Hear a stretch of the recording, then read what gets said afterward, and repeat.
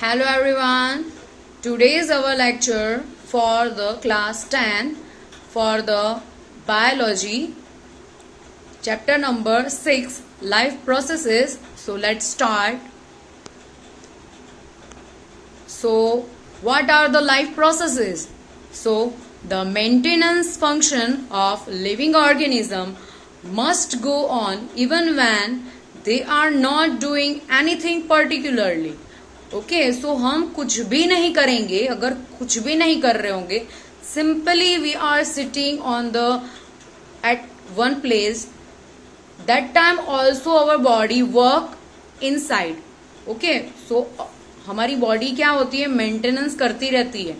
ठीक है, सो हमारी बॉडी अंदर से काम करती रहती है. ठीक है, जैसे हम ब्लिंकिंग करते हैं, इनहेल करते हैं, बहुत सारी चीजें, स्वेटिंग होता है. ठीक है, हम हार्ट बीट हमारा होता है, इसीलिए हमारा क्या होता है, चेस्ट स्वॉल होता है, फिर श्रिंक होता है. ठीक है, likewise so even when we are just sitting in the class, even if we are just asleep, this maintenance job has to go on. अगर हम क्लास में सिंपली बैठे हैं, अगर हम सो रहे हैं, तब भी ये मेंटेनेंस जॉब चालू रहती है. The processes which together perform this maintenance job are life processes. तो ये जो सारी मेंटेनेंस जो जॉब है वो क्या है, हमारी लाइफ प्रोसेसेस है. ठीक है, तो हमारा जो मेंटेनेंस चल रहा है बॉडी में वो क्या है, लाइफ प्रोसेसेस है. सो since these maintenance processes are needed to prevent damage and breakdown, energy is needed for them.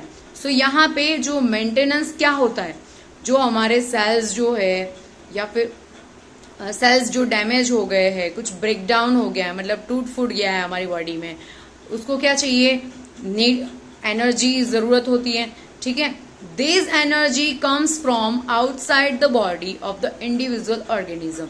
सो ये जो एनर्जी है वो कहाँ से आती है, हमारे बॉडी के आउटसाइड से आती है. जैसे हम फूड खाते हैं, फूड खाने के बाद में हमें एनर्जी मिलती है, बट वो जो फूड है वो हमारा क्या है, न्यूट्रिएंट है. क्या है, न्यूट्रिएंट है. So this energy comes from outside the body of the individual organism. So there must be a process to transfer a source of energy from outside the body of the organism, which we call food, to the inside, a process we commonly call nutrition.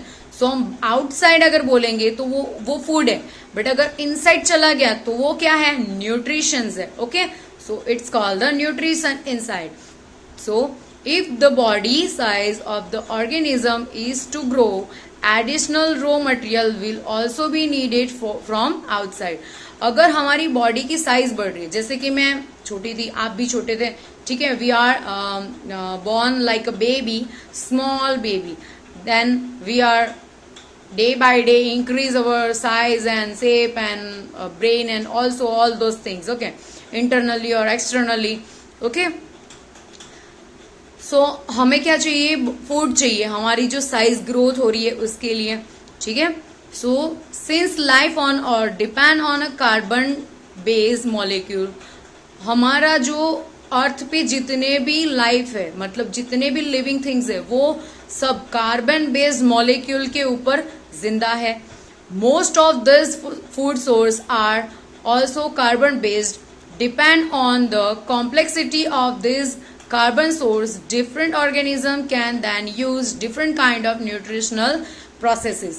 अब सब अलग अलग खाना खाते हैं. जैसे I am a vegetarian. Okay, so I am a vegetarian, so I eat food that are grown on a plant. So some are the non-vegetarian, they eat both plants or animal, like lion and tiger eats other animals. Okay, they are depends on the other. So that category we are define it like the herbivorous, means जो plants based खाना खाते हैं, plants के ऊपर depend होते हैं. फिर carnivorous जो एनिमल्स के ऊपर डिपेंड होते हैं. omnivorous, humans are omnivorous because they eat plants and animal both. So omnivorous क्या होता है, ऑमनीवोरस जो होता है वो दोनों चीज खाते हैं, ठीक है, प्लांट्स भी खाते हैं और एनिमल्स भी खाते हैं, ठीक है। सो ये कैटेगरी वाइज डिवाइड होता है और सबका उसकी वजह से एक लाइफ प्रोसेसेस, मतलब लाइफ प्रोसेसेस में जो न्यूट्रिशनल प्रोसेस होता है, जो उसके जो ऑर्गेन्स होते हैं उसके हिसाब से डेवलप होते हैं, ठीक है, एडॉप्टेड हो जाते हैं, वो एडॉप्ट कर लेते हैं उस हिसाब से, ठीक है। The outside source of energy could be quite worried since the environment is not under the control of the individual organism. So हमारा जो आउटसाइड और जो एनवायरमेंट है वो हमारी बॉडी के पूरा अलग है, ठीक है, हमारी बॉडी से अलग है, सबका इंडिविजुअल अलग है। जैसे डॉग अलग है, डॉग का अंदर इंटरनली जो डाइजेशन सिस्टम है वगैरह सब अलग है, जैसे हमारा अलग है, प्लांट्स में अलग होता है likewise. Their source of energy therefore need to be broken down or built up in the body and must be finally converted to a uniform source of energy that can be used for the various molecular movement need for maintaining life structure as well as the kind of molecule that body need to grow. Okay, यहाँ पे क्या होता है कि जो भी हम खाना खाते हैं, ठीक है, मैंने माना कि एप्पल मतलब मैंने खा लिया, कंज्यूम कर लिया, देन क्या होगा, वो एप्पल डाइजेस्ट होगा, ठीक है, वो बिगर मॉलिक्यूल में से स्मॉलर मॉलिक्यूल में कन्वर्ट होगा। उसके बाद में वो जो मॉलिक्यूल्स में कन्वर्ट हुआ, वो जो न्यूट्रिशंस है वो हमारी बॉडी में से जो हमारा स्टमक है और जो हमारा स्मॉल इंटेस्टाइन है उसमें से न्यूट्रिशन क्या करेंगे, एब्जॉर्ब कर लेंगे, मतलब उसमें से ले लेंगे और वो हमारे जो ब्लड है उसमें मिक्स करेंगे, ठीक है। उसके बाद हमारे बॉडी में एंजाइम्स बनेंगे, प्रोटीन्स बनेंगे, तो हमारी जो जरूरत है उस हिसाब से हम उसको कन्वर्ट कर लेते हैं, ठीक है। वो कन्वर्ट करते हैं सिर्फ एनर्जी के लिए नहीं, पर हम ग्रोथ के लिए भी क्या करते हैं, हम लोग उसको कन्वर्ट करते हैं, ठीक है, हमारा ग्रोथ भी होता है उसकी वजह से। For this, a series of chemical reaction in the body are necessary. So chemical reactions भी होते हैं। chemical reactions मतलब क्या होता है, अगर मैं समझ लूँ कि प्लांट का एग्जाम्पल दे दूँ, ठीक है, तो plant consume carbon dioxide and the oxygen and take carbon dioxide and water molecules and they are convert that into the glucose and the oxygen. Okay, तो कार्बन डाइऑक्साइड और पानी जो मिक्स होके बाइंडिंग होके उसमें से ग्लूकोज बनता है और ऑक्सीजन क्या होता है, रिलीज हो जाता है, ठीक है। सो इस तरह से वो रिलीज होता है ऑक्सीजन, बट यहाँ पे प्लांट ने क्या बनाया, ग्लूकोज बनाया, ठीक है, तो वो एनर्जी में वो स्टोर्ड कर लेगा, तो वो केमिकल रिएक्शन हुआ ना एक तरीके से, कार्बन डाइऑक्साइड और वाटर मॉलिक्यूल मिलके ऑक्सीजन बनाया, तो वो केमिकल रिएक्शन हुआ, ठीक है। So oxidising and reduction reaction are some of the most common chemical means to break down molecules. So यहाँ पे क्या हुआ, कार्बन डाइऑक्साइड और जो हमारा वाटर मॉलिक्यूल्स है वो ब्रेक डाउन होके ग्लूकोज बना, ठीक है। So for this many organism use oxygen source from outside the body. So यहाँ पे बहुत सारे organism like us, we are use oxygen, we are respire oxygen, okay, inhale oxygen, हम ऑक्सीजन यूज करते हैं, तो बहुत सारे ऑर्गेनिज्म ऐसे हैं जो ऑक्सीजन यूज करते हैं। The process of acquiring oxygen from outside the body and to use it in the process of breakdown of the food source for cellular need is what we call respiration. So यहाँ पे जो oxygen हम inhale करते हैं और वो हमारा जो फूड है, जो हमारा न्यूट्रिशन मॉलिक्यूल है, उसको क्या करता है, ब्रेक डाउन करता है। अगर हमारी बॉडी ने ग्लूकोज बनाया, ठीक है, ग्लूकोज बनाया, उसके बाद में वो ग्लूकोज बनाया, तो उसके बाद में जो हमारा ऑक्सीजन है वो वहां पे जाके ब्रेक डाउन करेगा, तोड़ेगा और वापस एक नया फॉर्मूला बनाएगा। तो उसकी वजह से क्या होगा, हमारे बॉडी में एटीपी मॉलिक्यूल जनरेट होगा। ATP means adenosine triphosphate, it is the energy molecule of our body. So वो एनर्जी मॉलिक्यूल क्या होगा, जनरेट करेगा, ठीक है। सो In the case of the single-celled organism, no specific organ for taking in food, exchange of gases or removal of waste may be needed because the entire surface of the organism is in contact with the environment. जो यहाँ पे single सेल्डेड organism है, अगर मैं समझाने जाऊं तो मैं अभी अमीबा का एग्जांपल ले लेती हूँ. So you can see here. So it is the amoeba. Okay, it is the single celled organism. Okay, so ये क्या है, सिंगल सेल्डेड ऑर्गेनिज्म है. सो ये पूरा का पूरा जो भी फूड ऑब्टेन करना है या फिर फूड को डाइजेस्ट करना है और एक्सक्रिएशन करना है, मतलब वेस्ट मटेरियल बाहर निकाला है, वो सारा का सारा एक ही सिंगल सेल में वो सारी चीजें होती है. ठीक है. So, but what happens when the body size of the organism increase and the body design become more complex, like us, our body? So we have lots of organ inside our body, like we have lungs for the oxygen and the digestion for the stomach for the digestion and blood pumping on our body. It's heart by the heart. Okay, so हमारा जो heart है वो pump करता है, वो हर एक part में blood पहुंचाता है वगैरह. सो हमारे पास बहुत सारे ऑर्गन्स हैं. ठीक है. सो हमारा स्ट्रक्चर क्या है, कॉम्प्लेक्स है, थोड़ा सा अजीब है, थोड़ा सा जटिल है. ठीक है.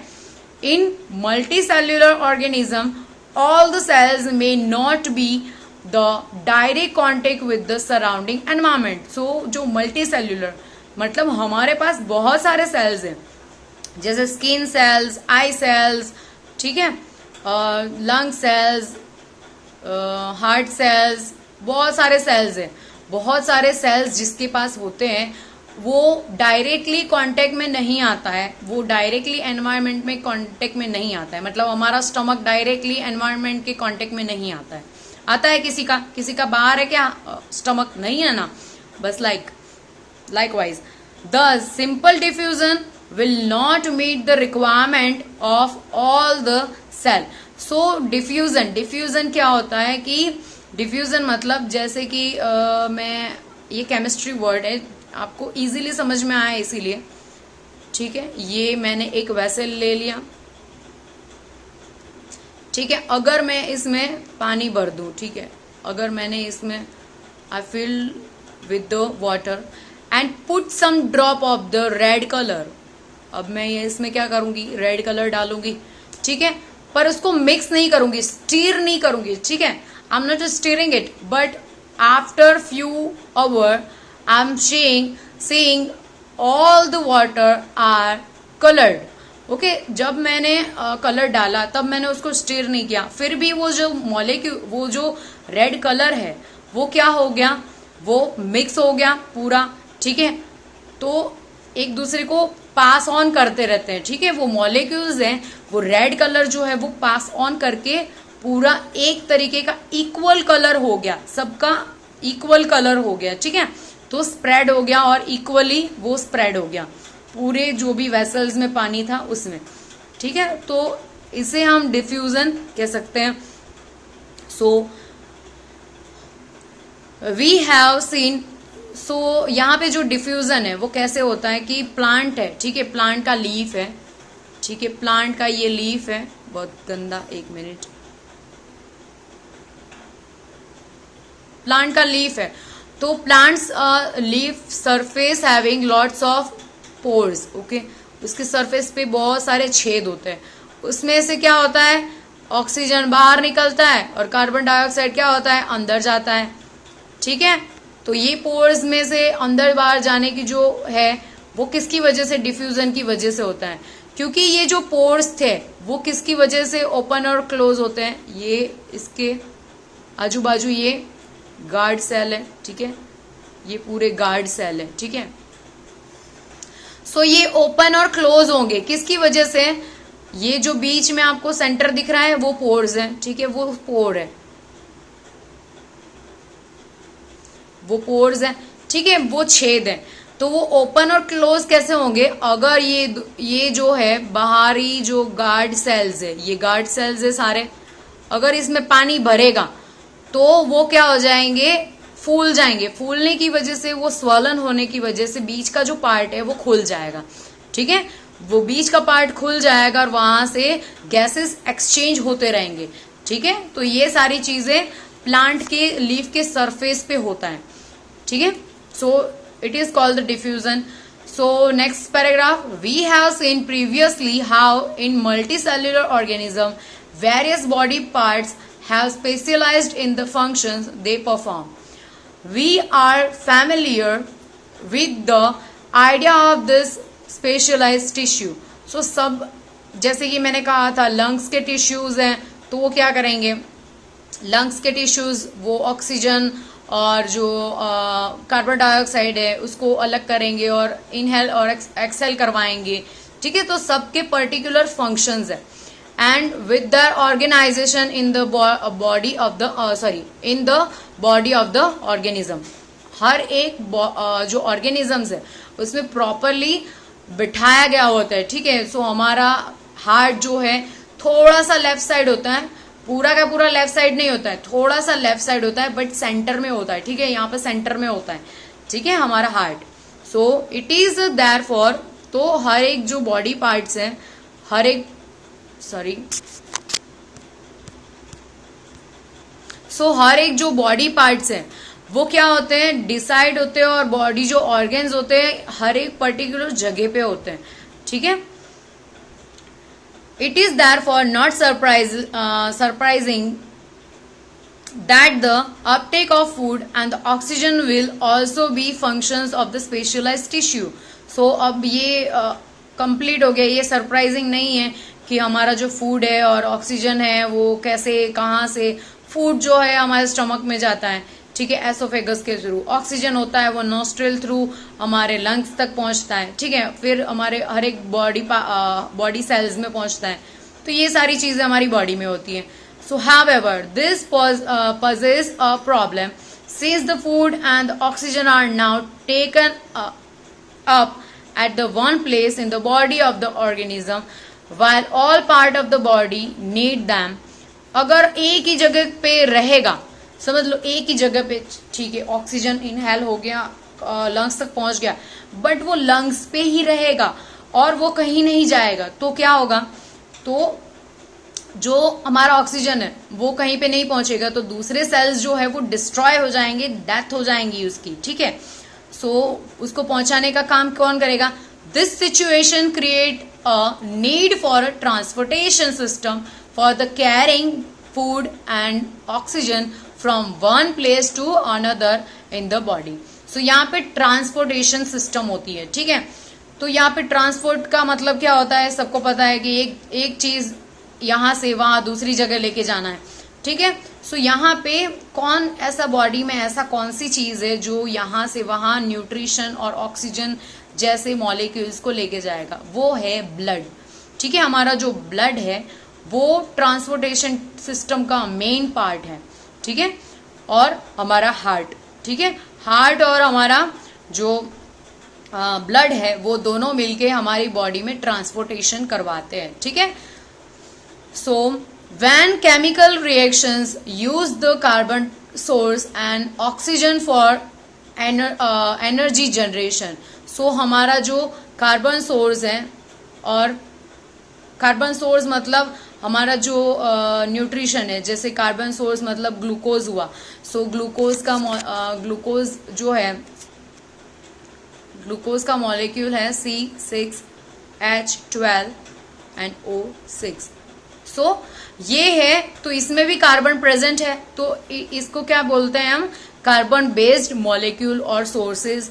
It is a break down by the oxygen and generate energy. Okay, energy generate होती है। They create byproduct that are not only useless for the cell of the body but could even be harmful. So अगर ये जो, ठीक है, मैं आपको समझाती हूँ। C6H12O6 इसके साथ में कंबाइन होता है ऑक्सीजन, और वो क्या करता है, एनर्जी मतलब एटीपी जनरेट करेगा। बट जो दूसरे है जैसे कि कार्बन डाइऑक्साइड, वो हमारी बॉडी में जनरेट होता है, वो हमारी बॉडी में बेफालतू अनवांटेड ही नहीं है, पर वो हमें हार्म भी कर सकता है, वो हमें क्या नुकसान भी पहुंचा सकता है। ठीक है, सो यहाँ पे ये चीज है, तो उसको क्या करना है, उसको निकालना भी पड़ेगा। ठीक है, तो this waste by product are therefore need to be remove from the body and discarded outside by a process called excretion. So यहाँ पे जो वेस्ट मटेरियल है, अनवांटेड मटेरियल है, वो क्या करेंगे, डिस्कार्ड करेंगे, रिमूव करेंगे from our body, it's called the excretion. Again, if the basic rule for body design in a multicellular organism are followed, a specialized tissues for excretion will be developed, which means that the transportation system will need to transport waste away from cell to the excretory tissue। तो यहाँ पे जो blood है वो दोनों काम करता है, एक तो ऑक्सीजन और न्यूट्रिशन हमारे सेल्स को पहुंचाता है, और जो कचरा है जैसे कि कार्बन डाइऑक्साइड और other waste material are removing by the blood also. Okay, so transportation दोनों में ही काम आता है। ठीक है, एक्सक्रिएशन में भी, मतलब एक्सक्रिएशन जो मॉलिक्यूल्स है, जो वेस्ट मॉलिक्यूल्स है, उसको भी रिमूव करने में ट्रांसपोर्टेशन की हेल्प मिलती है। ठीक है, so here is our topic is finished today and bye bye everyone.